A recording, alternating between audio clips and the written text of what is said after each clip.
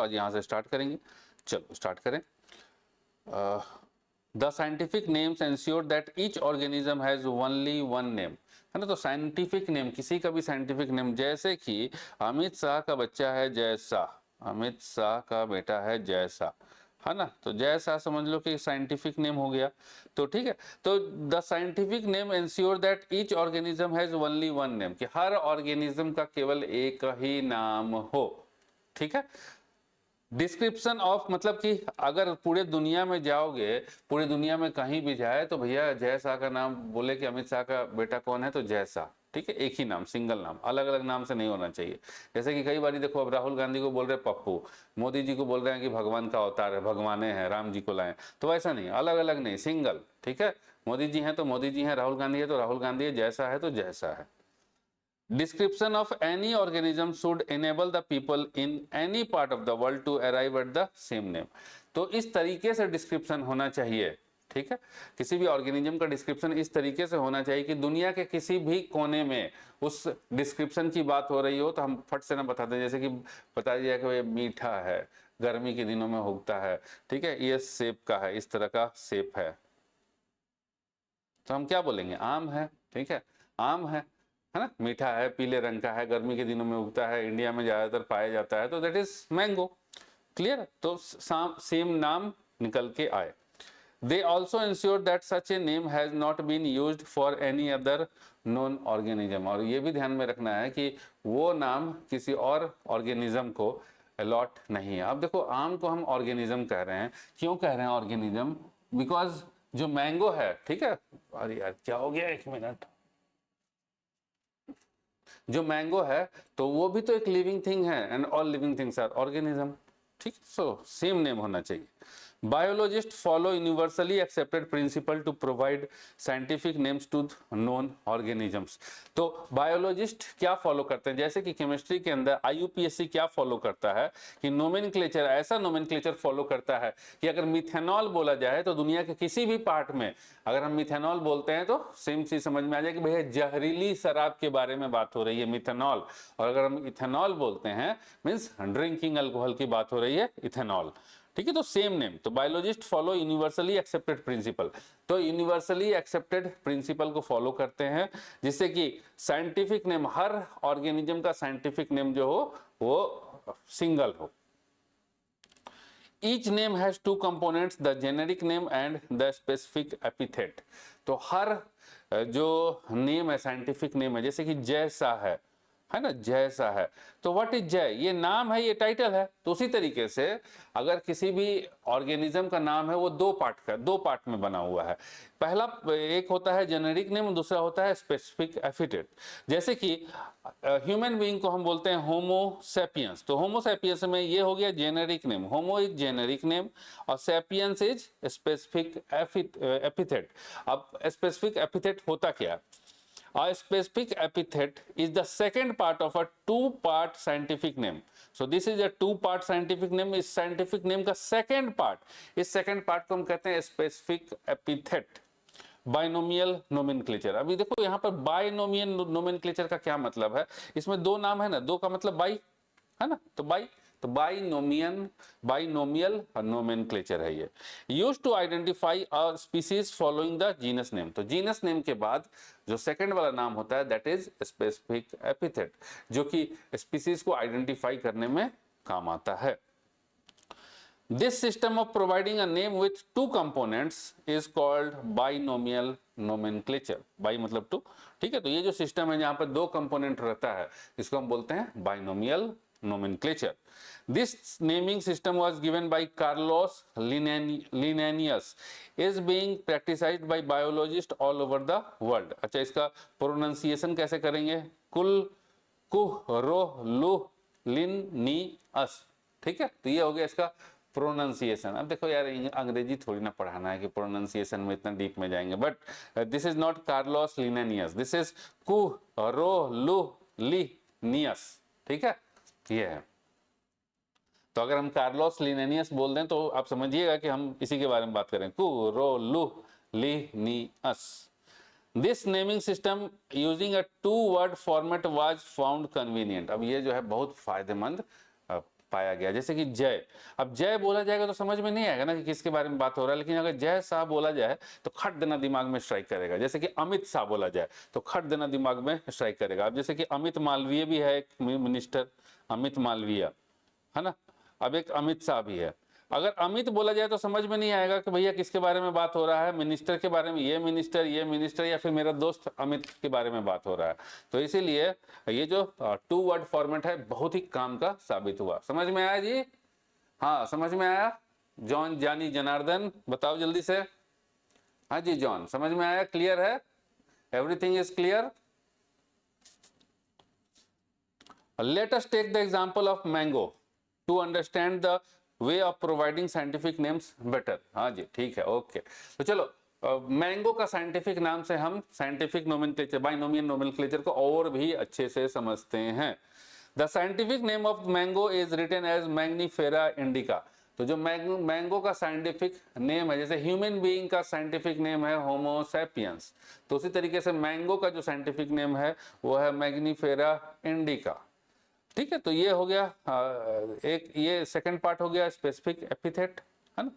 देखो 2 पार्ट था ना, ये था स्पेसिफिक एपिथेट, ये था जेनेरिक नेम। तो एक हो गया जेनेरिक नेम और दूसरा हो गया specific epithet. This is specific epithet और this is generic name. Copy में नोट डाउन कर लो ना, Mangifera indica, indica is specific epithet, Mangifera is generic name.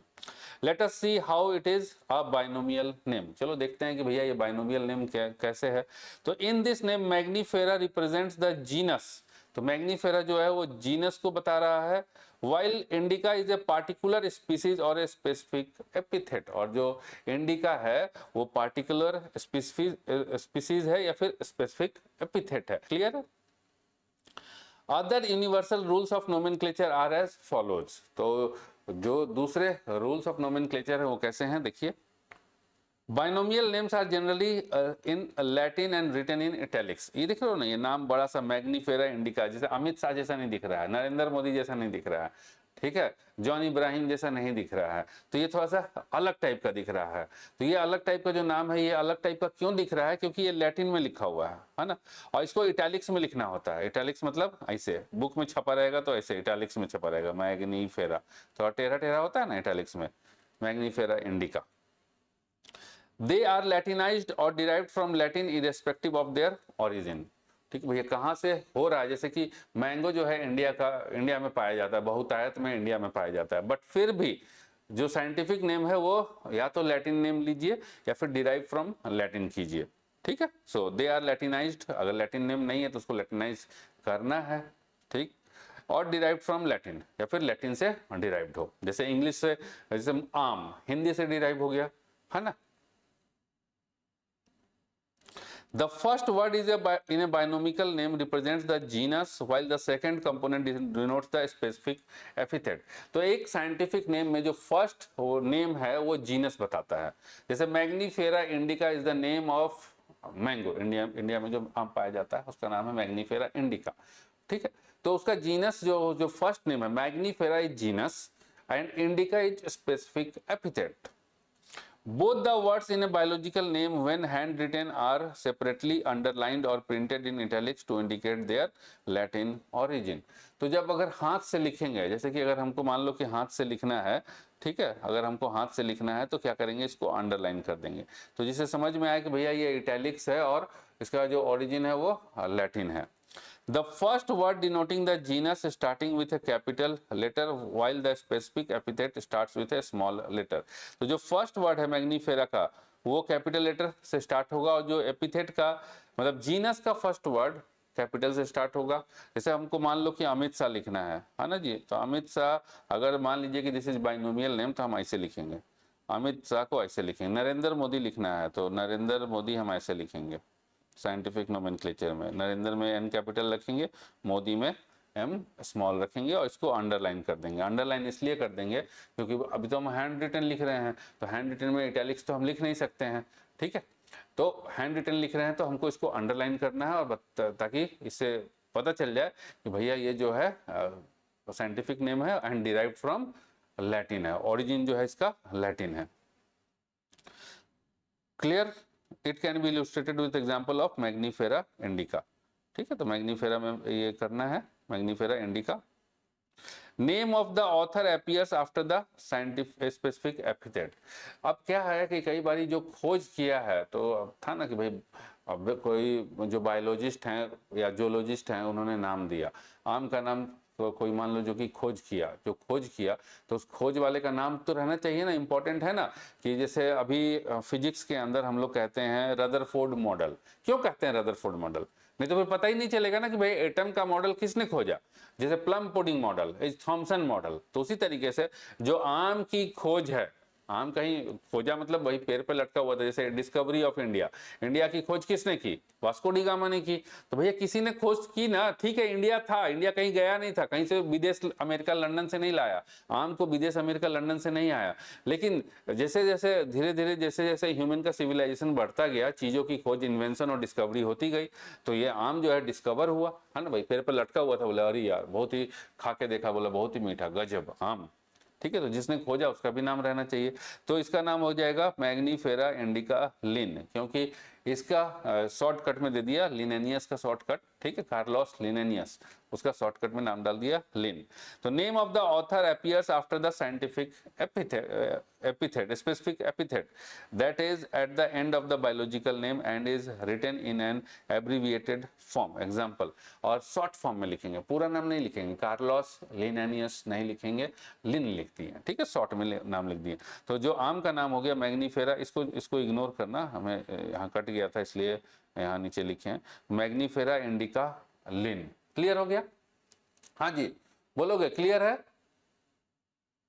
This is the scientific name Magnifera indica. In this scientific name, this name is genus. This is a specific epithet. और इसके बाद जिसने discovery की है, ठीक है, अगर रहता है, कई जगह पे रहता है, कई जगह पे नहीं रहता है, तो scientific nomenclature is to binomial nomenclature. लेकिन कभी कभी क्या है कि भैया जिसने खोज की उसको कट से उसको रिगार्ड्स देने के लिए हम उसके नाम का भी शॉर्ट फॉर्म यहाँ पर पीछे में यूज कर लेते हैं।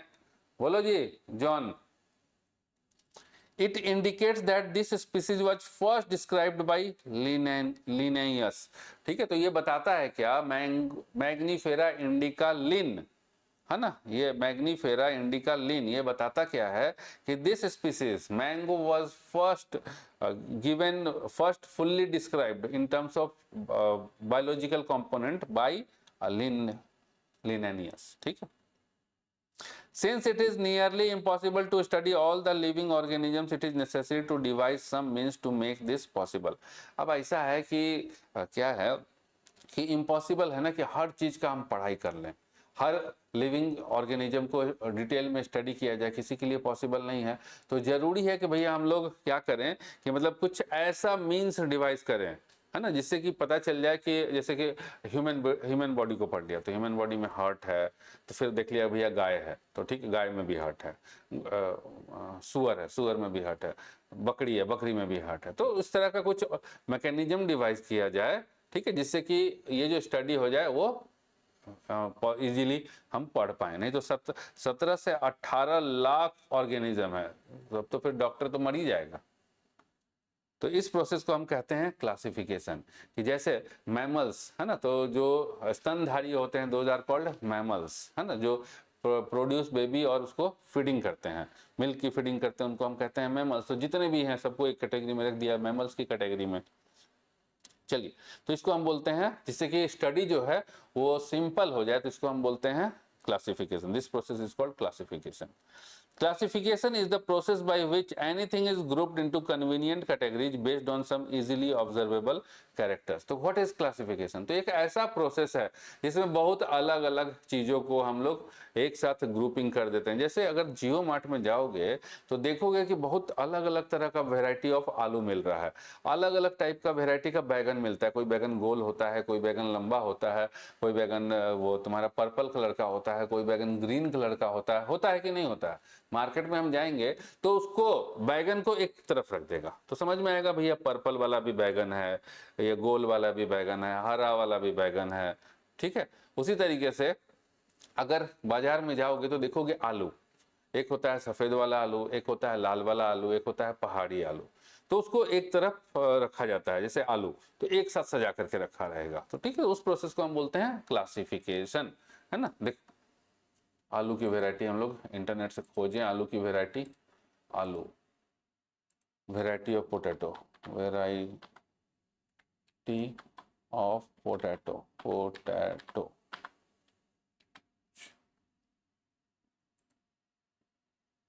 देखो कई तरह का आलू मिलता है। तो आज जो दुकानदार होता है, ठीक है, वेजिटेबल सेलर होता है, वो क्या करता है कि आलू को एक तरफ रखता है कि हाँ भैया लाल वाला चाहिए, सफेद वाला चाहिए, मीठा आलू चाहिए, ठीक है, कौन सा आलू चाहिए, सबको एक तरफ रखता है। तो बहुत वेरायटी है आलू की।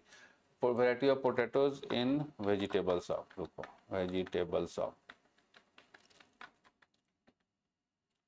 वेजिटेबल शॉप, देखना किस तरीके, देखो किस तरीके से ऑर्गेनाइज करके रखा हुआ है। तो आलू एक तरफ रख दिया, पूरा आलू, ठीक है, होता है ना, यस या नो, बोलोगे बच्चे लोग, यस कि नो। देखे हो ना कि दुकानदार आलू है तो आलू को एक तरफ रख दिया, बैगन है तो गोल हो चाहे लंबा हो, चाहे आपका पर्पल कलर का हो चाहे ग्रीन कलर का हो, वो एक तरफ रखेगा।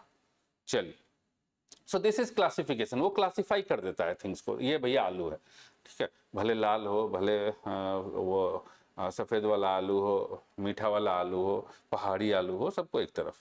For example we easily recognize group such as plants or animals or dogs, cats or insect, ठीक है। तो आज की डेट में इस सुविधा के कारण हम आसानी से पहचान पाते हैं कि हाँ भैया ये कुत्ता है, चाहे भले ही वहाँ पर एंसेसियन कुत्ता आ जाए, डोबरमैन आ जाए, वो स्ट्रीट डॉग आ जाए, लेकिन हम बता देंगे कि ये कुत्ता है, ठीक है। बिल्ली, अलग अलग टाइप की बिल्ली होती है, लेकिन हम बता देंगे कि भैया ये बिल्ली की वैरायटी है। इंसेक्ट्स, कीड़े मकोड़े, तो अलग अलग टाइप के आएंगे, लेकिन हम बता देंगे कि ये कीड़ा मकोड़ा है। The moment we use any of these terms we associate certain characters with the organism in that group. तो जैसे ही अगर हम बोलते हैं, जैसे मान लो कि किसी को बोल दिए कि भैया हमारे घर में कल हमने बिल्ली पाला हुआ है, तो उसके दिमाग में एकदम पिक्चर आ जाएगा बिल्ली का, ठीक है। तुमको तुम्हारा दोस्त बोला कि मेरे पास ना बिल्ली है, एकदम मस्त वाला बिल्ली है, ठीक है, तो तुम्हारे दिमाग में पिक्चर आ जाएगा कि हाँ भैया इसके पास मस्त वाला बिल्ली है, जो काली बिल्ली ऐसे जो नॉर्मल सा घूमती है वो वाली नहीं होगी, स्ट्रीट वाली बिल्ली नहीं होगी, कुछ सुंदर सा बिल्ली होगी, तो एकदम पिक्चर बन जाता है दिमाग में। तो जैसे ही हम लोग इसके बारे में हम बताते हैं, जैसे आम का पौधा, तो पिक्चर बन जाता है कि आम का पौधा कैसा होगा, उसमें आम लगा हुआ होगा, पत्ते ऐसे होंगे। आम का पौधा में अब दिमाग में नीम का पौधा तो नहीं ना आएगा, पीपल का पौधा तो नहीं आएगा, वो आम का पिक्चर बन जाएगा, ठीक है। तो the moment we use of this term, जैसे ही हम लोग बोलते हैं, इस टर्म को यूज करते हैं, वी एसोसिएट, तुरंत हम लोग उसके कैरेक्टरिस्टिक फीचर को एसोसिएट करके देखने लग जाते हैं, ठीक है। भले ही सामने नहीं देखने लग जाता है, दिमाग में देखने लग जाता है, एक पिक्चर बन जाता है दिमाग में। चलिए, What image do you see when you think of a dog? तो जब हम एक कुत्ते को देखते हैं तो क्या इमेज बनता है दिमाग में, कुत्ते का इमेज बन जाता है। Obviously each one of us will see dogs and not cats, तो हम में से हर कोई ऐसे बोल दिया कि भैया कुत्ता, तुरंत कुत्ते का फिगर दिमाग में जो है और झूलने लग जाएगा कि हाँ ये कुत्ता। Now if we think of Alsatians we know what we are talking about. अब कुत्ता में भी बोल दिया जाए कि भैया एल्सेशियन पाले हुए हैं, तो देखो एल्सेशियन ऐसा होता है, ठीक है, तो वही पाले हुए हैं, एल्सेशियन, एल्सेशियन सियन डॉग, है ना। तो तुरंत दिमाग में बन जाएगा कि भैया ये वाला कुत्ते के बारे में बात हो रहा है, या तो डोबरमैन के बारे में बात नहीं हो रहा है, एक होता है ना पुचकट्टा वाला कुत्ता, उसके बारे में बात नहीं हो रहा है, ठीक है, और बाकी दूसरे डॉग के बारे में बात नहीं हो रहा है, इसी के बारे में बात हो रहा है। चलिए, और वेराइटी ऑफ डॉग्स देखें क्या हम लोग एक बार देखते हैं। Dog, variety of dogs, variety of dogs कितने टाइप का होता है, देखो बहुत सारा का दिखेगा। कहाँ पर, ये देखो, देखो इस तरह का भी कुत्ता होता है, इस तरह का भी होता है, इस तरह का भी होता है, इस तरह का भी होता है। यहाँ देखो ना, ब्रीड ऑफ डॉग्स अलग अलग टाइप का होता है, German shepherd, Labrador, golden retriever, Doberman, पुचकट्टा वाला, बुलडॉग, है ना, बहुत तरह तरह का। एक होता है ना पोमेलियन, जिसपे फर होता है, खाली फो वो करता है, कुछ काटता नहीं है किसी को, वो वाला भी होता है, जो छोटा वाला जो लोग घर में पालते हैं, देखो ये वाला टाइप का, ठीक। तो अगर मान लो कि बात हो रही है कि पोमेलियन पाला हुआ है, तो दिमाग में तुरंत आ जाएगा कि छोटा सा होगा, फर वाला होगा, वैसा वाला होगा। अगर एल्सेशियन पाला होगा तो अभी जैसा हमने दिखाया था वैसा आएगा दिमाग में। अगर डोबरमैन पाला हुआ है तो पुचकट्टा वाला कुत्ता, पतला दुबला पुचकट्टा वाला कुत्ता दिमाग में आएगा फिगर। सो चलिए आइए, हाँ ना, ठीक है चलिए। Similarly suppose we were to say mammals, अब क्या है भैया मैमल्स, तो you would of course think of animals with external ears and body hairs. तो मैमल्स में क्या होता है, ठीक है, एक्सटर्नल ईयर्स होते हैं, जैसे कान है, एक्सटर्नल ईयर्स हैं, ठीक है, और बॉडी के ऊपर हेयर्स होंगे, जैसे कि गाय, गाय के बॉडी के ऊपर हेयर्स होता है, जैसे कि वो तुम्हारा भैंस, जैसे कि बकरी, कान होता है, बॉडी के ऊपर हेयर्स होते हैं, ठीक है। अब मेढक को देखोगे तो मेढक का जो बॉडी होता है वो चिकना चिकना होता है, मेढक का जो बॉडी होता है वो चिकना होता है, उसके ऊपर हेयर्स नहीं होते हैं, उसका कान भी नहीं होता है। मेढक का कान की जगह ऐसे ही परत बना रहता है, मतलब दिखेगा नहीं तुमको कि कान है, कान नहीं रहता है, ठीक है, एक्सटर्नल ईयर्स नहीं रहता है, एक यहाँ पर लेयर रहा तो लेयर ही वाइब्रेट करता है, उसको हम लोग फ्रॉक्स में पढ़ेंगे, ठीक है, वाइब्रेट करता है जिससे कि उसको सुनाई पड़ता है, और करता है टर टर, है ना। मेढक को देखे ना टर टर करते हुए। लाइकवाइज अभी तो बहुत गर्मी का दिन आ गया है, तो मेढक अभी गर्मी के दिन में अभी छुप जाते हैं वो, ठीक है। तो देखो मेढक जो है गर्म, ज्यादा एक्सट्रीम गर्मी लगता है तब भी छुप जाता है, और जब एक्सट्रीम ठंडा होता है तब भी छुप जाता है। तो एक्सट्रीम गर्मी में छुप जाता है तो उसके लिए एक अलग वर्ड यूज होता है, और एक्सट्रीम ठंडा में छुप जाता है तो उसके लिए एक अलग वर्ड यूज होता है, उसको बोलते हैं हाइबरनेट। बाकी हम लोग फ्रॉग में डिटेल में पढ़ेंगे, ठीक। चलिए, likewise in plants if we talk of wheat, तो अगर पौधे में अगर हम गेहूं के बारे में बात करें तो गेहूं का जो फसल जो है दिमाग में आएगा, गेहूं का पौधा दिमाग में आएगा, आम के जैसा पौधा दिमाग में नहीं आएगा। The picture in each of our mind will be of wheat plant, not of rice or any other plant, ठीक है। तो अगर गेहूं के बारे में बात करें तो गेहूं का प्लांट दिमाग में आएगा, भुट्टे के बारे में बात करें तो भुट्टे का प्लांट दिमाग में आएगा, है ना। अगर गन्ने के बारे में बात करें तो गन्ने का दिमाग प्लांट में आएगा, ठीक है। आम का प्लांट नहीं आएगा, पीपल का प्लांट नहीं आएगा। तो सबका जिस चीज के बारे में बात करेंगे तो उसका एक पिक्चर दिमाग में पिक्चर बन जाता है, ठीक है। Hence, all these dogs, cats, mammals, wheat, rice, plants, animals, etc. are convenient categories we use to study organism. तो इसीलिए ये सभी कैटेगरीज हैं, क्योंकि गेहूं में भी बहुत तरह का वेराइटी होता है, यूपी 62 होता है, फिर एमपी का दिखाता है ना सरबती गेहूं खाइए, है ना, सरबती गेहूं का आटा जो है वो थोड़ा महंगा मिलता है। तो वही ये कैटेगरी है, और इस कैटेगरी के अंदर बहुत सारे अलग अलग टाइप के वेराइटीज पाए जाते हैं। The scientific term for these categories is taxa. अब जो साइंटिफिक टर्म है इस कैटेगरी का, जैसे गेहूं का बहुत वेराइटी होता है, तो this is taxa, wheat is a taxa, mammals are taxa, cats are taxa, dogs are taxa, ठीक है। तो ये टैक्सा हो गया। Here you must recognize that taxa can indicate categories at very different levels. अब टैक्सा जो है वो कैटेगरीज को इंडिकेट कर सकता है डिफरेंट डिफरेंट लेवल्स पे। अब कैसे कि मैमल्स एक टैक्सा है, कैटेगरी है, इस मैमल कैटेगरी के अंदर डॉग्स भी आएगा, कैट्स भी आएगा, ह्यूमन बीइंग्स भी आएंगे, काउज भी आएंगे, बफेलोज भी आएंगे। अब डॉग्स के अंदर ये भी एक कैटेगरी है, क्योंकि डॉग्स के अंदर एल्सेशियन आएगा, डोबरमैन आएगा, फिर तुम्हारा वो जर्मन शेफर्ड आएगा, फिर वो पोमेरियन आएगा, बहुत सारा डॉग आएगा।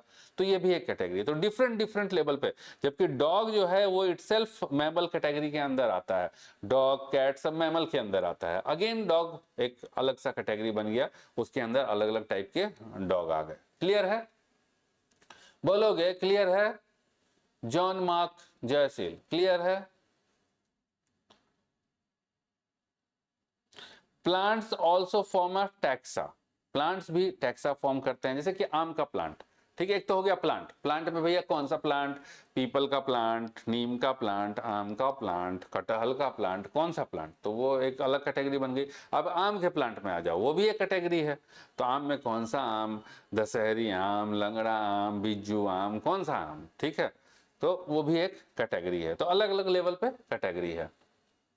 चलो, so plant also form a taxa, wheat is also a taxa. तो प्लांट भी एक टैक्सा है, प्लांट के अंदर व्हीट आ गया, व्हीट का भी एक कैटेगरी है, अलग अलग कैटेगरी है, तो व्हीट भी एक टैक्सा है।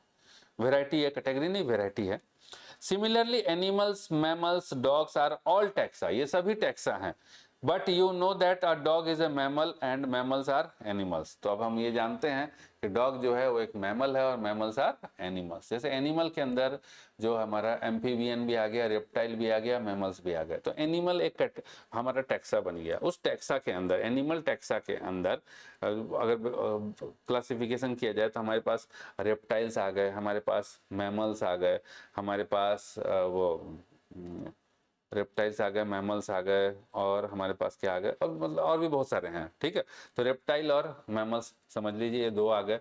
अब क्या है कि एम्फीबियंस आ गए, रेप्टाइल मैमल्स एम्फीबियंस से तीन आ गए। अब हम मैमल्स को ले लें। ठीक है, तो मैमल्स के अंदर आ गया डॉग। मैमल्स के ऐसे बना देते हैं, देखो। अब एनिमल्स, एनिमल्स एनिमल्स के अंदर आ गया, मान लीजिए कि इसको नया पेज लिया जाए यार। एनिमल्स, एनिमल्स के आगे अंदर आ गया, बाकी डिटेल में हम लोग पढ़ेंगे अभी एनिमल किंगडम में। एनिमल्स के अंदर आ गया मैमल्स, एनिमल्स के अंदर आ गया तुम्हारा ये इंसेक्ट्स, एनिमल्स के अंदर आ गया तुम्हारा फिर रेप्टाइल्स। ठीक है, और भी बहुत सारे आएंगे एनिमल्स के अंदर। अब इस मैमल्स के अंदर, so animal is a taxa, animal एक टैक्सा है। इस टैक्सा के अंदर मैमल्स हो गए, इंसेक्ट्स हो गए, रेप्टाइल्स हो गए। Again mammals is a taxa, इस टैक्सा के अंदर हमारे पास आ गया, इस टैक्सा के अंदर आ गया, दो तीन नाम लिख लेते हैं, काऊ और डॉग। ठीक है, काऊ, डॉग, कैट, ह्यूमन बीइंग सब हैं।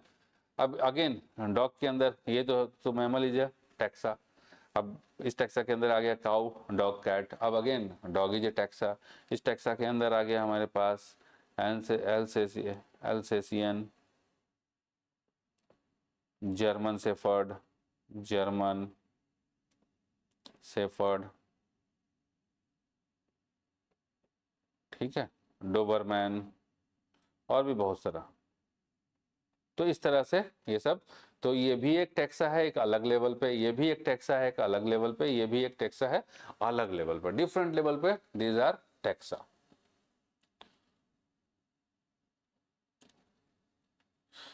So therefore animals, mammals and dogs represent taxa at different levels. तो animals, mammals और dogs taxa को represent करते हैं different levels पे।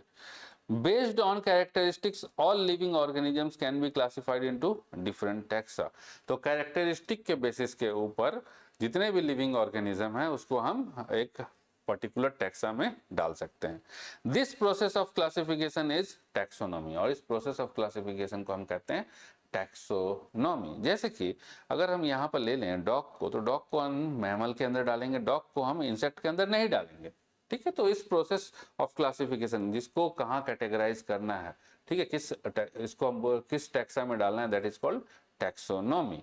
स्पेसिफिक कैरेक्टर्स हम देखते हैं ना कि भैया कुत्ता है तो भौंकेगा, चाहे ये वाला हो, चाहे ये वाला हो, चाहे ये वाला हो। हाँ, भौंकने की जो स्पीड हो सकती है वो अलग हो सकती है, अलग टाइप का भौंकेगा।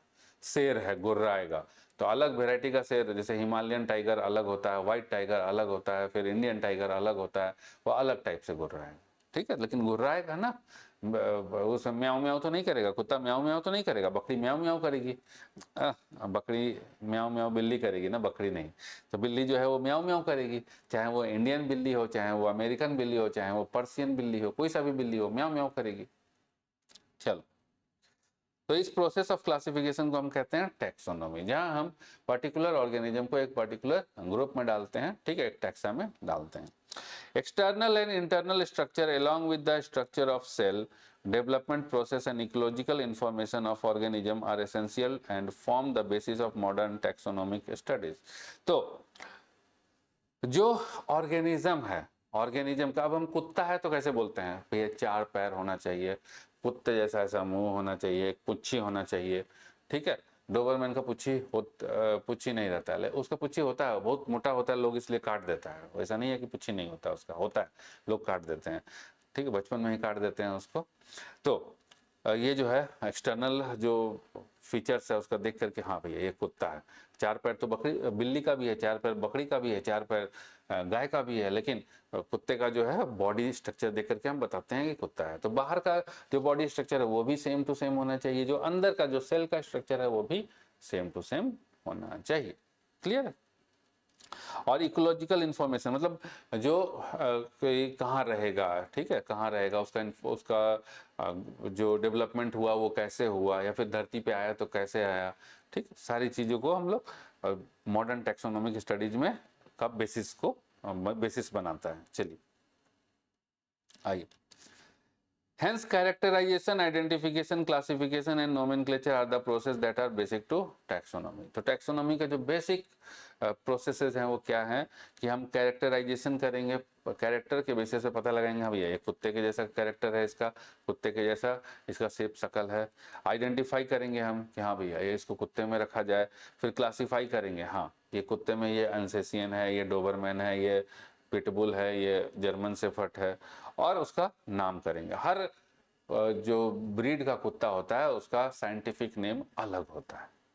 Taxonomy is not something new, तो टैक्सोनॉमी नया नहीं है, बहुत पुराना है। जो दूध देता है, जो जानवर दूध देती है, जो ठीक है, गाय बहुत तरह की होती है, तो जो गाय दूध देती है उसको हम गाय कहते हैं। तो बहुत वर्षों से चला आ रहा है ना कि भैया ये वाला गाय, जर्सी गाय, ठीक है, फिर जो हमारा देसी गाय, तो गाय गाय है वैसे ही। तो टैक्सोनॉमी अभी का नहीं है, बहुत सालों से चला आ रहा है।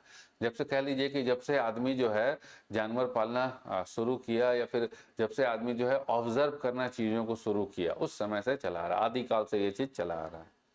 Human beings have always been interested in knowing more and more about the various kind of organisms, particularly with reference to their own use. तो आदमी के मन में हमेशा ही लालसा रहती है, जैसे कि तुम कहीं जा रहे हो, ठीक है, कहीं जा रहे हो, तुम्हें गांधी जी का गिरा हुआ, गांधी जी का शकल जैसा, नोट के जैसा कोई चीज़ दिखा, तो हमारी इंटरेस्ट आती है ना कि यार जैसे लग रहा है कि नोट गिरा हुआ है, तो हम उसके ऊपर इंटरेस्ट लेने लग जाते हैं, ठीक है, देखें क्या है, भले ही वो चिल्ड्रंस बैंक ऑफ इंडिया का नकली नोट हो, लेकिन एक इंटरेस्ट आ जाता है। तो उसी तरीके से आदमी, ह्यूमन बीइंग, उसको जिस चीज़ से फायदा होता है उस चीज़ के पीछे वो लगता है, खोजबीन करता है, उसको इंटरेस्ट आता है, ठीक है। So human beings have always been interested, हमेशा से इंटरेस्टेड हैं किस चीज़ के लिए, in knowing more and more about the various kind of organism, तो बहुत अलग अलग टाइप के ऑर्गेनिजम्स को जानने के लिए, particularly with reference to their own use, जो कि उसके लिए काम का हो। जैसे कि 2020 में कोरोना वायरस आया था, तो कोरोना वायरस तो धरती पे पहले से ही होगा ना, धरती पे पहले से ही होगा, लेकिन आदमी को जब ह्यूमन बीइंग को नुकसान पहुंचाने लग गया, तब ह्यूमन बीइंग उसके बारे में जानकारी लेने लग गया कि भैया इससे छुटकारा कैसे पाया जाए, ठीक है। सो अपने बेनिफिट के लिए ह्यूमन बीइंग लोग, ह्यूमंस क्या करते हैं अपने बेनिफिट के लिए, ह्यूमन नीड के लिए, अपने ज़रूरत के लिए स्टडी करते हैं ऑर्गेनिजम्स की, और ज़्यादा जानना उसके बारे में। In early days human beings needed to find sources for their basic needs of food, clothing and shelter। तो जो पुराने ज़माने में, जैसे कि जब आदमी की उत्पत्ति हुई होगी, तो आदम और हवा, है ना, भगवान फेंक दिए ऊपर धरती से, जाओ भैया आदम और हवा अब जाओ तुम धरती पे रहो। तो जब धरती पे रहेंगे, है ना, कोई घर तो बना के नहीं दिए ना, कोई कपड़ा लत्ता तो नहीं दिए, अब वो अपना खुद खोजबीन करेगा। तो भाई अगर मान लीजिए कि बारिश हो रही है धरती पे, भगवान तो भेज दिए, बारिश हो रही है, तो अब अपने छुपने का जुगाड़ देखेगा ना, कि बारिश से बचने का जुगाड़ देखेगा, ठीक है।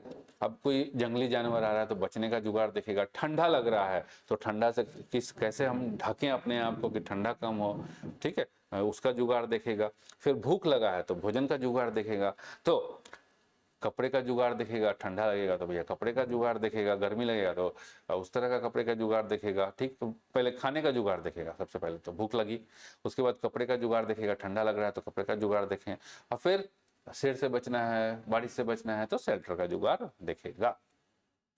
Hence the earliest classification were based on the uses of various organism। तो जो पहला क्लासिफिकेशन था स्टार्टिंग में, ठीक है, जैसे कि बकरी क्या देती है, बकरी दूध देती है, बकरी मांस देती है, और बकरी जो है पहनने के लिए, बकरी का जो है खाल जो है मार करके लोग पहन लेते थे पुराने जमाने के लोग। ये हो गया, उसके अकॉर्डिंग क्लासिफिकेशन करेंगे। कुत्ता को पाला है तो कुत्ता क्या करेगा, सेफ्टी देगा, कुत्ता को मार के थोड़ी खाता था, तो कुत्ता सेफ्टी देगा, है ना। मुर्गी पाला तो मुर्गी वो क्या करेगा, मुर्गी शेल्टर थोड़ी देगी, ठीक है, मुर्गी शेल्टर नहीं देगी, मुर्गी क्या देगी, ना क्लॉथिंग देगी ना शेल्टर देगी, मुर्गी क्या देगी, खाली फूड देगी, ठीक है। कुत्ता क्या देगा, कुत्ता प्रोटेक्शन देगा, ना फूड देगा, ना क्लॉथिंग देगा, ना शेल्टर देगा, वो प्रोटेक्शन देगा। तो अलग अलग टाइप के रिक्वायरमेंट के हिसाब से आदमी अपने चीज उस लिविंग ऑर्गेनिज्म को क्लासीफाई किया, लेकिन ये शुरू से होता आया। Human beings were since long not only interested in knowing about more about different kind of organisms and their diversities, but also the relationship among them. तो मतलब बरसों से, ठीक है, सिंस लॉन्ग, बरसों से आदमी का केवल इंटरेस्ट इस तरह इसमें नहीं था कि भाई बहुत वेराइटी है, आम का वेराइटी बहुत है, लेकिन इसमें भी था कि भैया अगर लंगड़ा आम है और इधर दशहरी है, इधर बीजू आम है और अल्फांसू है, मतलब वेराइटीज ऑफ आम है, तो उनमें क्या रिलेशन है, ठीक है, उसको भी फाइंड करने में इंटरेस्टेड था। डाइवर्सिटीज मतलब वाइड वेराइटीज, है ना। तो this branch of study was referred to as systematics. तो इस ब्रांच ऑफ स्टडी को हम कहते हैं सिस्टमैटिक्स, ठीक है। द वर्ड सिस्टमैटिक्स मतलब कि क्या रिलेशन है ना, क्या रिलेशन है। जैसे कि आम है, दशहरी आम है, लंगड़ा आम है, तो दोनों के बीच में क्या रिलेशन है, दैट इज कॉल्ड सेक्स। और दशहरी को, लंगड़ा को आम की कैटेगरी में रखना है, ठीक है, तो उसको क्या बोलेंगे, वो टैक्सा हो गया, ठीक। The word systematics is derived from the Latin word systema which means systematic arrangement of organism. तो ये जो सिस्टमैटिक्स वर्ड आया, ये कहाँ से आया, तो ये आया लैटिन वर्ड सिस्टेमा से, जिसका मतलब है कि भाई सिस्टमैटिक अरेंजमेंट ऑफ ऑर्गेनिजम्स, किसी भी चीज़ का सिस्टमैटिक अरेंजमेंट। जैसे कि मोबाइल के अंदर अगर हम लोग मोबाइल लेवें तो मोबाइल के अंदर जब हम लोग नाम सेव करते हैं तो वो सिस्टमैटिक अल्फ़ाबेटिक तरीके से एक वो अरेंज हो जाता है, नहीं तो फिर बहुत दिक्कत होगा ना खोजने में। मान लो कि तुम्हारे मोबाइल में 1000 नाम है, तो 1000 नाम में से तुमको कोई नाम खोजना है, तुमको याद नहीं आ रहा है वो नाम, तुमको खोजना है, तो अल्फ़ाबेटिकली रहता है, हम आराम से खोज लेते हैं, ठीक है। एक आध स्टार्टिंग का नाम डालते हैं, मिल जाता है, नहीं भी डालते हैं तो स्क्रॉल करते हैं तो मिल जाता है। मिल जाता है कि नहीं, बोलोगे मिल जाता है कि नहीं।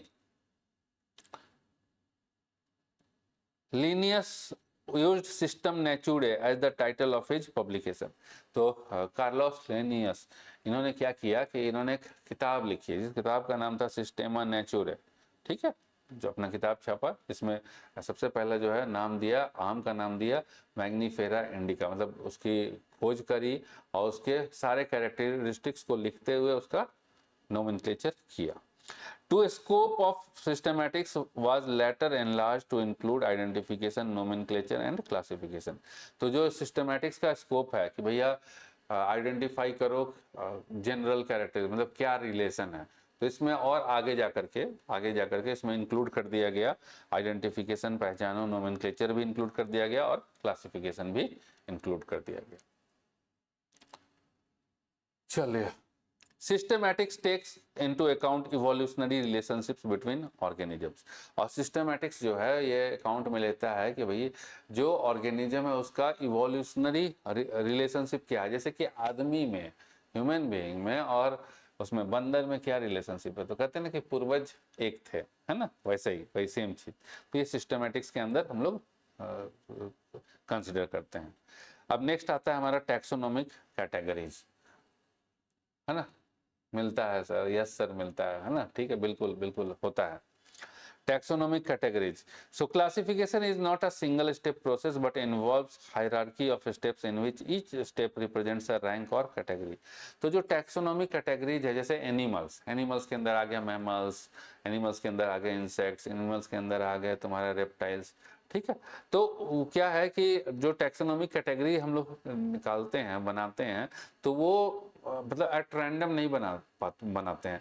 एक जो है बहुत सारे प्रोसेस जो है या बहुत सारे स्टेप्स जो है उसमें इन्वॉल्व होता है, ठीक है, हायरार्की ऑफ स्टेप्स होता है। जैसे कि एनिमल्स लिख दिया हमने, एनिमल्स, इसके अंदर एनिमल्स के अंदर हमने 3 कैटेगरी बना दी। मैमल्स देखेंगे वो एनिमल किंगडम में अंदर, ठीक है, यहाँ बनाए थे ना, कहाँ गया, हाँ एनिमल्स, इसके अंदर हमने बना दिया भैया मैमल्स, इंसेक्ट्स, रेप्टाइल्स, ठीक है। तो ये टैक्सा, ये टैक्सा, ये टैक्सा, ये टैक्सा, फिर मैमल्स के अंदर cow, dog, cat, again this is a taxa. तो जो है ये हायरार्की ऑफ स्टेप्स है ना, ये हायरार्की आ रहा है ना नीचे, ऊपर से नीचे।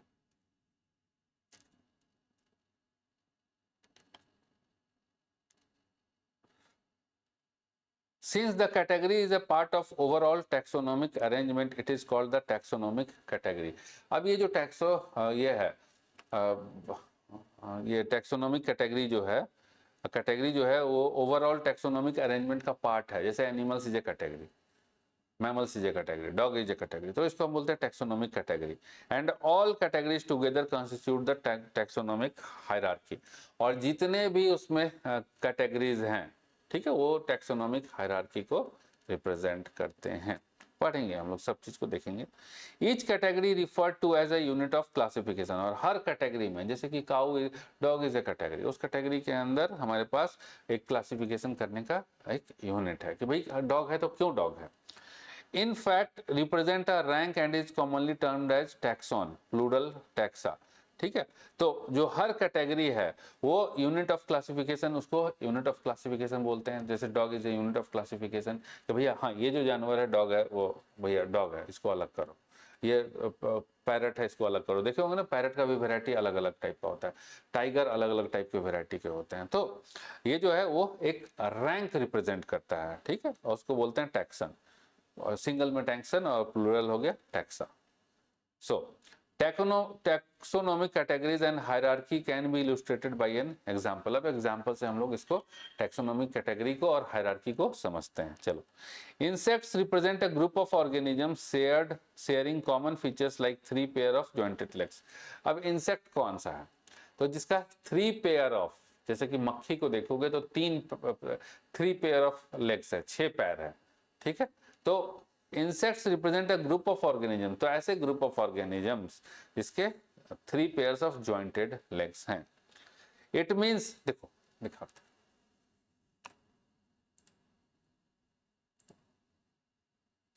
इंसेक्ट्स, इंसेक्ट्स INSECTS, लाओ भैया इंसेक्ट्स दिखाओ। देखो ये इसी को देख लो, है ना, 3 पेयर है ना, 1 2 3, 1 2 3, 3 पेयर ऑफ लेग्स है, ठीक है, ज्वाइंटेड है। ये देखो ये आगे है तो एक साथ ये ज्वाइंट है, ये एक साथ ज्वाइंट है ना, ये एक साथ ज्वाइंट है, तो 3 पेयर ऑफ ज्वाइंटेड लेग्स है। कोई सा भी इंसेक्ट देखोगे उसका 3 पेयर ही होगा। यहाँ से देख लो लिस्ट पूरा, देखो सबका 3 पेयर होगा, ठीक, सबका 3 पेयर ऑफ ज्वाइंटेड लेग्स है, तो वो 2000 इंसेक्ट्स। चलिए, it means insects are recognizable concrete objects which can be classified and thus we were given a rank or category। तो इंसेक्ट को जो है ये ऐसे ऑब्जेक्ट्स हैं जो जिसको हम रिकॉग्नाइज करके उसको एकदम क्लासिफाई कर सकते हैं, तो उसका एक पर्टिकुलर रैंक या कैटेगरी दिया गया। कहा ना भैया इंसेक्ट की कैटेगरी में, इंसेक्ट में बहुत तरह के इंसेक्ट्स आ सकते हैं। हम तो दिखाया था ना, लिस्ट में भर भर के इंसेक्ट था, ठीक है, इंसेक्ट का लिस्ट भी बहुत बड़ा था। देखो इतने टाइप के, मतलब यहाँ तो इतना सारा कम है, मतलब वास्ट टाइप ऑफ इंसेक्ट्स हो सकते हैं। ये रहा मक्खी, चींटी, सेंटियोरल, बीटल, हनी बी, कैटरपिलर, सब इंसेक्ट हैं, लेडी बग, है ना, सब इंसेक्ट्स, बहुत तरह के इंसेक्ट्स हैं।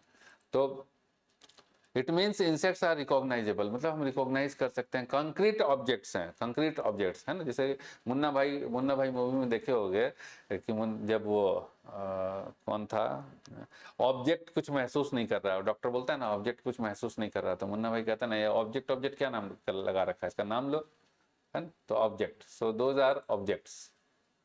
सो insects are recognizable concrete objects, तो ऑब्जेक्ट्स हैं। ह्यूमन बींग्स आर ऑब्जेक्ट्स, है ना, ठीक है, recognizable concrete objects which can be classified, जिसको हम क्लासिफाई कर सकते हैं, and thus were given a rank or category, इसलिए इसका एक रैंक या फिर कैटेगरी दिया गया, मतलब कि इंसेक्ट की कैटेगरी में आता है, ठीक है। जैसे अब ह्यूमन बीइंग में तो कुछ लोग है दयालु होते हैं, कुछ राक्षस किस्म के होते हैं, तो कैटेगरी बांट दिया गया, भैया साधु टाइप का इंसान, राक्षस टाइप का इंसान, तो एक रैंक या एक कैटेगरी दे दिया गया उसको, है ना भाई, कि कुछ फीचर्स को देखते हुए, है ना, उसके नेचर को, उसके फीचर्स को देखते हुए कह दिया गया भैया कि ये साधु टाइप का इंसान है या राक्षस टाइप का इंसान, कैटेगरी दे दिया गया है, रैंक।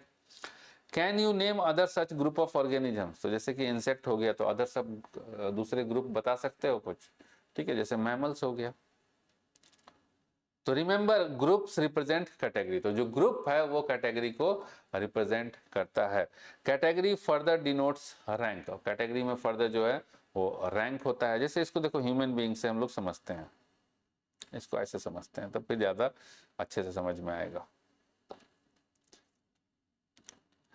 जैसे ह्यूमन बीइंग में ले लिया जाए, ह्यूमन बीइंग, तो अगर हम ह्यूमन बीइंग में ले लेते हैं, तो अगर हम मान के चलते हैं कि भैया हिंदू मुस्लिम सिख ईसाई आपस में भाई भाई, हिंदू मुस्लिम, ठीक है, क्रिश्चियन, क्रिश्चियन और सिख, ऐसा मान ली, ठीक, मान लिए। तो अब हिंदू में आ जाते हैं, ठीक है, हिंदुइज्म कहते हैं इसको, हिंदुइज्म ऐसा कर दिया जाए। अब हिंदू से जो है जैनिज्म जो है वो हिंदू से निकल के आया, बुद्धिज्म जो है वो हिंदू से निकल के आया, और हिंदुइज्म भी हिंदू से निकल के आया, हिंदू वाले जो बोलते हैं। तो इसका 3 कैटेगरी हम बोल देते हैं, बुद्ध, फिर आ गया तुम्हारा जैनी वाले लोग, और फिर हमारे पास वो, इसको हिंदुइज्म ना कह करके इसको सनातनी कह दें, या कुछ भी ऐसा कह दो ना कि सनातन चाहे कुछ इस टाइप का, सर्वधर्म ऐसा कह दो, सर्वधर्म,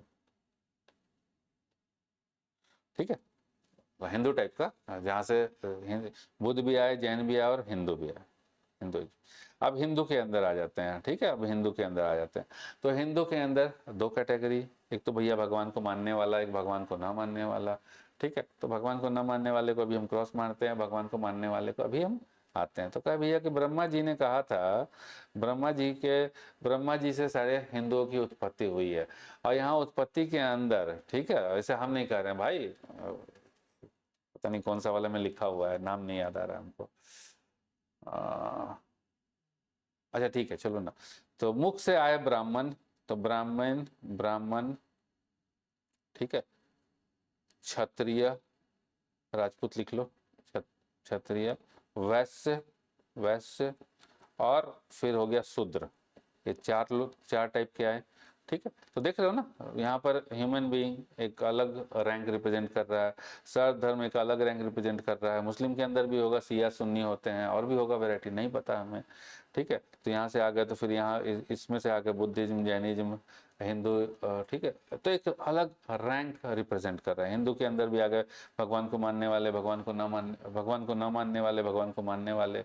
भगवान को मानने वाले में भी भैया हमारे पास आ गए वो ब्राह्मण, राजपूत, वैश्य और शूद्र, ठीक है। अब ब्राह्मण में भी आ गए तो बहुत तरह के देखोगे कि अलग अलग गोत्र है, जैसे मान लो कि गोत्र अलग अलग, जैसे मान लो कि देखे होगे ना टाइटल पांडे, ठीक है, हम कान्य कुंज ब्राह्मण है, तो हम कटाहवा ब्राह्मण है, तो अलग अलग टाइप का ब्राह्मण का लेवल हो गया, ठीक है। तो वो सब जो है एक अलग अलग रैंक को रिप्रेजेंट कर रहा है, ठीक है। चलिए आइए, कमिंग बैक, सो तो ईच ग्रुप रिप्रेजेंट कैटेगरी, तो हर जो ग्रुप है वो कैटेगरी रिप्रेजेंट करता है, और category further denotes rank, or category के अंदर फर्दर रैंक आया। तो मान लो कि ये जो है एक ग्रुप है, ठीक है, एक ये ग्रुप है, तो ये कैटेगरी को रिप्रेजेंट किया, इस कैटेगरी के अंदर 1 2 3 रैंक के लोग आ गए। अब अगेन अगर ये कैटेगरी है तो इसमें 2 टाइप के लोग आ गए, भगवान को मानने वाले, भगवान को न मानने वाले। तो इसमें अगर हम इसको देखें तो 2 रैंक के लोग आ गए। अब इसको देखें, इसको अगर हम कैटेगरी बनाए तो हमारे पास 4 रैंक के लोग आ गए, ठीक है। अगर हम ब्राह्मण को अगर हम अब वो बनाते हैं या फिर शूद्र को बनाते हैं, ठीक है, तो उसमें भी अलग अलग आ गए। तो वैसे ही रैंक होगी। ईच रैंक और taxon in fact represent a unit of classification, और हर रैंक या हर टैक्सन जो है वो यूनिट ऑफ क्लासिफिकेशन बताता है। जैसे कि भैया कौन जात हो, सीधा पूछा जाता है ना, पहले पूछा जाएगा कि धर्म बताओ, तो हिंदू, तो हिंदू में पूछेगा कौन जात हो, तो ठीक है भैया। अब जैसे मान लो कि मोदी जी हैं, है ना, तो भैया मोदी जी से पूछेगा भैया, अब मोदी जी गए कहीं लंदन अमेरिका विदेश गए, और वहाँ कोई मिला, है ना, कोई मिला, पूछा आपसे कि आप अपनी पहचान बताइए, अपना पूरा बायोडाटा बताइए, है ना। मोदी जी का कभी ना कभी शादी हुआ होगा तो बायोडाटा तो लिखा होगा, या फिर जैसे किसी का भी शादी होता है तो शादी के बायोडाटा में हम क्या क्या मांगता है, पंडित जी जब जन्म कुंडली बनाता है तो क्या क्या मांगता है, नाम वगैरह तो ठीक है, तो भैया आपकी धर्म क्या है, तो धर्म बताएंगे हिंदू हैं, फिर जात क्या है, ठीक है, फिर गोत्र क्या है, तो सब चीज़ बताना होता है। तो हर जो रैंक है, ईच रैंक, ठीक है, वो unit of classification. These taxonomic groups, जैसे कि ये जो है, this is a unit of classification, Brahmin is a unit of classification, Shudra is a unit of classification. जैसे मोदी जी तेली हैं, Teli is a unit of classification. अब तेली के लिए, तेली के अंदर भी अलग अलग आ गया कि कनौजिया तेली है कि मगहिया तेली है, तो उसके अंदर भी अलग अलग क्लासिफिकेशन है। फिर अब गोत्र पूछा जाएगा कि भैया गोत्र क्या है, तो मोदी जी ने कहा था कि गोत्र कश्यप है, तो उसका भी अलग अलग गोत्र होता है, तो हर जो है वो जो नीचे पहुंचे तो एक रैंक रिप्रेजेंट करता है। So these taxonomic groups categories are distinct biological entities and not merely morphological aggregates। तो ये जो टैक्सोनॉमिक ग्रुप या कैटेगरीज है वो डिस्टिंक्ट बायोलॉजिकल एंटिटीज है। जैसे कि ब्राह्मण है तो वो डिस्टिंक्ट है, ठीक है, शूद्र से डिस्टिंक्ट है ना, अलग है ना भैया कि जैसे है ना, ब्राह्मण जो है ब्रह्मा जी के मुख से पैदा लिया, शूद्र जो है वो ब्रह्मा जी के नाखून से, पैरों के नाखून से पैदा लिया, तो अलग है ना, कैटेगरी अलग है। और वो नॉट मेरली मॉर्फोलॉजिकल एग्रीगेट्स। तो मॉर्फोलॉजिकल मतलब एक जैसा दिख रहा है तो उसका इकट्ठा नहीं कर दिया। जैसे 4 पैर है तो 4 पैर भाई बकरी का भी है, 4 पैर कुत्ते का भी है, 4 पैर गाय का भी है, 4 पैर बिल्ली का भी है, ठीक है। तो एग्रीगेट का मतलब क्या होता है? Aggregate refers to whole formed by combining several separate items, ठीक है। तो जो एग्रीगेट मतलब जैसे कि 4 पैर वाला, तो 4 पैर वाला से हमारे दिमाग में तो बहुत सारी चीज आएगा ना, ठीक है। 4 पैर वाला, ठीक है, पूंछ वाला, तो पूंछ वाला भी बहुत सारा चीज आ जाएगा। फिर वो दूध देने वाला, तो दूध देने वाले में अब हमारे पास लिमिटेशन कम हो गया, ठीक है। जैसे पहले बोले 4 पैर वाला, 4 पैर वाला में कुत्ता, बिल्ली, सुअर, फिर गधा, घोड़ा सब आ जाएगा। अब आ गया भैया पूंछ वाला, तो पूंछ वाला, ठीक है, तो पूंछ हो गया। अब आ गया दूध देने वाला, तो दूध देने वाले में जैसे ही दिमाग में आया दूध देने वाला, तो हमने कुत्ते बिल्ली सुअर को साइड कर दिया, ठीक है। दूध जो नहीं, कुत्ते बिल्ली सुअर को साइड क्यों कर देंगे, सब रहेगा, सब दूध देता है, ठीक है। हाँ, भले इंसान नहीं पीता है, तो दूध देने वाला जिसको इंसान पीता है, तो अब उसमें से हम कुत्ते बिल्ली सुअर को साइड कर देंगे। अब हम रखेंगे उसमें से गाय को, भैंस को और बकरी को, ठीक है। तो दूध देने वाला, लेकिन हाँ, दूध के अंदर दूध जो है जो मार्केट में अवेलेबल हो मिलता है, और ठीक है, तो मार्केट में दूध किसका किसका मिलता है? गाय का, भैंस का। बकरी को हमने साइड कर दिया, ठीक है। अब बच गया गाय और भैंस। अब कहा जाएगा भैया ऐसा दूध जिसमें फैट कम हो, तो उसमें से हमने भैंस को भी साइड कर दिया, अब गाय बच गई, ठीक।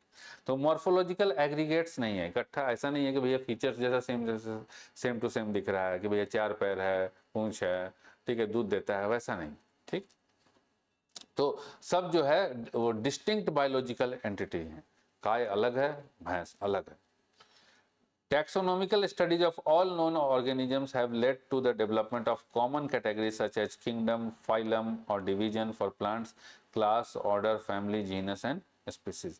तो टैक्सोनॉमिक स्टडीज जो है, ठीक है, इसने सभी ऑर्गेनिजम्स के लिए एक अलग अलग कैटेगरी बनाया। उस कैटेगरी को हम कहते हैं किंगडम, फाइलम या division for plants, class, order, family. देखो बताते हैं यहाँ से, जैसे ये हो गया ह्यूमन बीइंग, तो ह्यूमन किंगडम, ठीक है। अब इसमें आ गया, ये हो गया किंगडम, दिस इज किंगडम, है ना, जिसमें एकदम ह्यूमन किंगडम। अब इसके अंदर जो इसका सब पार्ट है, दिस इज कॉल्ड फाइला, इसको फाइला बोल दीजिए। तो एनिमल के लिए ठीक है फाइला, और प्लांट, अगर प्लांट ऑर्गेनिज्म को हम देख रहे हैं तो डिवीजन हो जाएगा, ठीक है। उसके बाद नीचे आ जाइए तो इस वाले को हम बोलेंगे क्लास, ठीक है। फिर और नीचे आ जाइए तो इस वाले का इसको अलग नाम, फिर इसका अलग नाम, तो उसी तरीके से दिया गया है। क्लियर हुआ ना, है ना, कि किंगडम, किंगडम के नीचे फाइलम, किंगडम सबसे पहले किंगडम, किंगडम उसके नीचे आ गया फाइलम, यहाँ बना रखे होंगे, उसको दिखाते हैं, वहां से फिर डिस्कस करते हैं, ऊपर आते हैं। हाँ, किंगडम, किंगडम में आ गया फाइलम। अगर एनिमल का किंगडम है, ठीक है, जानवर है, तो उसके नीचे वाला कैटेगरी फाइलम कहलाएगा, और अगर प्लांट है तो डिवीजन कहलाएगा। उसके बाद आ गया उसके और नीचे, जैसे कि ये आ गया ना ह्यूमन बीइंग, ह्यूमन बीइंग के बाद हिंदू, मुस्लिम, सिख, ईसाई यहाँ पे आ गए। फिर यहाँ पे आ गया जैसे कि उसमें सर्व धर्म में लेवें तो यहाँ ये आ गया सर्व धर्म वाले, ठीक है। इसके अंदर आ गया, फिर इसमें आ गया सर्व धर्म में बुद्धिज्म, जैनिज्म और हिंदुइज्म। अब इसमें आ गया हिंदू के अंदर फैमिली में आ गया कि भैया भगवान को मानने वाले, भगवान को ना मानने वाले। फिर उसके बाद उसमें मानने वाले के अंदर ले लिए, तो उसके अंदर नीचे आ गया, तो उसमें जीनस आ गया, ये ब्राह्मण, राजपूत, क्षत्रिय, वैश्य, ठीक है। अब उसमें ब्राह्मण ले लिए, तो ब्राह्मण में स्पीसीज आ गया कि कौन सा ब्राह्मण, ठीक है, कान्य कुंज हो कि कौन सा, वैसे ही। चलो,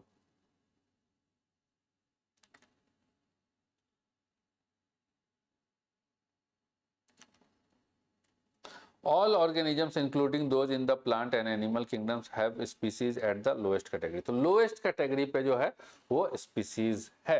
जैसे कि ह्यूमन बीइंग के अंदर सब देख लिए तो भैया जो गोत्र आ गया that is the lowest category, कि भैया इंसान है, फिर उसके बाद उसमें से हिंदू हैं, हिंदू में से जो है भगवान को मानने वाले हैं, भगवान को मानने वाले में से हम ब्राह्मण हैं, ब्राह्मण को मानने वाले में से हम, जैसे मोदी जी का ले लो, भगवान भगवान नहीं सॉरी, वो तो मोदी जी को ले लो, तो इंसान है, इंसान में से हिंदू हैं, हिंदू में से फिर ठीक है क्या, हिंदू में से आपका भगवान को मानने वाले हैं, भगवान को मानने वाले में से जात क्या है, तो भैया तेली जात हैं, तेली के अंदर से जो गोत्र है वो क्या है, तो कश्यप गोत्र है। ठीक, तो उस तरीके से नीचे नीचे नीचे आते गए।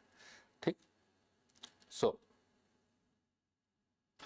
all organisms including those in the plant and animals kingdoms have species at the lowest category। तो species है ना, कि भैया गोत्र है तो कश्यप गोत्र है, तेली के अंदर कश्यप गोत्र है मोदी जी का, तो दैट इज द लोएस्ट। ठीक है, now the question you may ask is how to place an organism in various categories. अब दिमाग में आता है कि भैया जो ऑर्गेनिज्म है, ठीक है, जैसे आदमी है तो किस जात का है, तो जहां पर उत्पत्ति हुई है उसके हिसाब से हम बताते हैं ना, भैया पांडे फैमिली में पैदा हुआ है तो बाभन है ना, ठीक है, और वो क्या नाम है, वो सलमा खातून के यहाँ पैदा लिया तो भैया मुस्लिम है, तो उस तरीके से बताते हैं। तो वैसे ही ओरिजिन हम चेक करते हैं, सारा चीज हम चेक करते हैं। नाउ द, ठीक है, तो ये क्वेश्चन आता है कि भैया ऑर्गेनिज्म को हम उसके कैटेगरी में कैसे रखेंगे, तो भैया 4 पैर वाला, तो कुत्ता बिल्ली शेर सियार सब हो सकता है, लेकिन 4 पैर वाला दूध देने वाला, तो उसमें से लिमिट हो गया। दूध जो है उसका जिसका ह्यूमन बीइंग कंजम्पशन करता है, तब उसमें से 3 ही 4 बच जाएंगे। ठीक है, उसमें से गाय, बकरी, भैंस। ठीक, अभी हमने देखा था कि यार इंटरनेट के ऊपर ना गधे का भी दूध बेच रहा था, लेकिन उसको हम लोग बात नहीं करेंगे यार, इंसान तो आजकल कुछ भी कर रहा है, तो गधे वाला नहीं। ठीक है, तो गाय, बकरी और भैंस, ये 3 को मान लिए। अब उसमें से भी जिसमें जो दूध मार्केट में इजीली अवेलेबल होता है, तो that is cow and buffalo, गाय और भैंस का। अब उसमें से भी भैया ज़्यादा जो है मक्खन वाला दूध नहीं चाहिए, ज़्यादा फैट वाला दूध नहीं चाहिए, तो गाय का दूध। ठीक है, तो इस तरीके से हम पुट डाउन करते हैं। The basic requirement is the knowledge of characters of an individual और ग्रुप ऑफ ऑर्गेनिज्म। तो बेसिक रिक्वायरमेंट क्या है कि भैया उस इंडिविजुअल के बारे में पता हो, या फिर उस ऑर्गेनिज्म या उसके ग्रुप के बारे में हमें बेसिक नॉलेज हो। तो this helps in identifying similarities and dissimilarities among the individuals of the same kind of organisms as well as of other kind of organism. तो ये जो है, ये चीज हमको आइडेंटिफाई मतलब बताता है कि भैया ये जो ऑर्गेनिज्म है, जैसे पूजा करा रहा है तो पंडित है ना, राजपूत थोड़ी ना पूजा कराएगा। मंदिर में जाओगे तो जो पुजारी है वो पंडित होगा, बावन होगा। ठीक है, राजपूत थोड़ी होगा, भूमिहार थोड़ी होगा, वो तेली थोड़ी होगा। ठीक, तो ये जो है हमको सिमिलैरिटी से पता चलता है, सिमिलैरिटीज एंड डिससिमिलैरिटी से पता चलता है कि भाई जो इंडिविजुअल है वो किस टाइप का ऑर्गेनिज्म है। ठीक है, बोल दिए कि भैया कीड़ा मकोड़ा है, तो कीड़ा मकोड़ा है तो 3 पेयर ऑफ जॉइंटेड लेग्स होना चाहिए उसका। चलिए, अब नेक्स्ट हो गया हमारा पास, अब जो लोएस्ट स्पीसीज, लोएस्ट से स्टार्ट करेंगे। तो लोएस्ट में था, टॉप में था किंगडम, लोएस्ट में था स्पीसीज। तो इसको हम लोग कल करेंगे। आज अगर हमने किया तो भैया पूरा का पूरा ओवरफ्लो हो जाएगा, और फिर तुम कैटेगरी और ये सारा चीज भूल जाओगे। ठीक है, तो इसको हम लोग कल जो है पढ़ेंगे।